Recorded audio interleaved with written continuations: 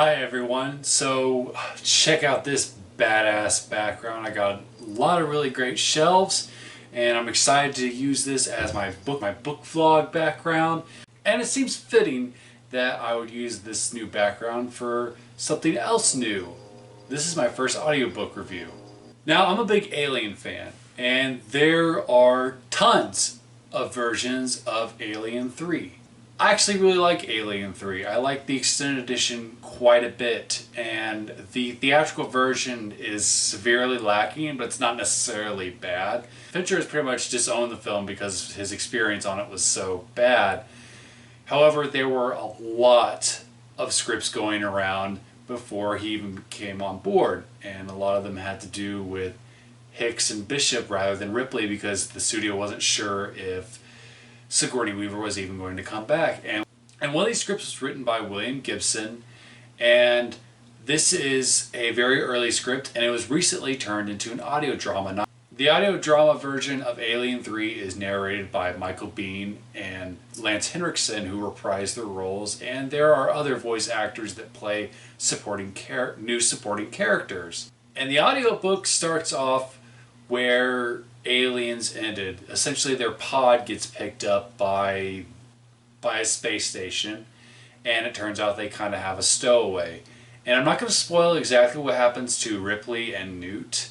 The characters are treated in a way that it's obvious that the scriptwriters weren't sure if the actresses were coming back.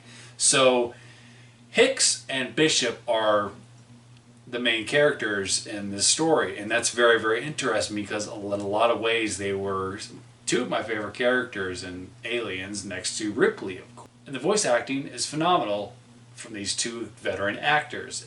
They slide back into their roles effortlessly.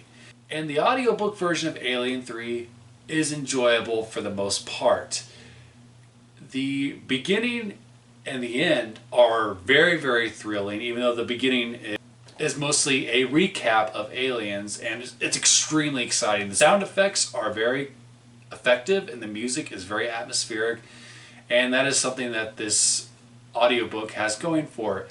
However, it's obvious that this was a very early draft, and I think that's why the middle of it is so slow. Like, it's painfully slow. We spend a lot of time with these characters on the space station, and you don't give a shit about them because you want to get back to Hicks and Bishop because they're obviously the most interesting. There aren't really that many standouts, and the voice actors and actresses are trying their best, but for me the midpoint is really draggy. And of course, inevitably, the space station starts having an infection go around, and it actually reminded me a lot of Prometheus. It didn't get to the xenomorphs till later into the story, and actually what happens is there's sort of a hybrid that's similar to the five-field monster we see in Prometheus, and I wasn't expecting that. That was a good twist. And that this idea of a hybrid or having the xenomorphs be a sort of bioweapon that could change and adapt if there wasn't a queen around was very interesting. And overall, the audiobook is fine. It's obvious why this wasn't used for the final product.